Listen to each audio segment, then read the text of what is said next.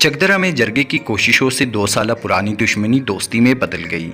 फरीकैन ने कुरान पर हल्फ उठाने के बाद आपस में बगलगीर हो गए और एक दूसरे को माफ कर दिया।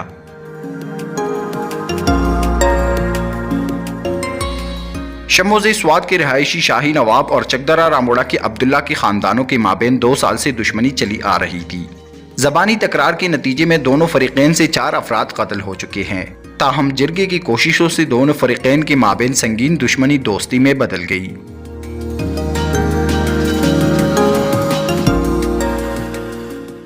वक़ास हारून, sportstory.news।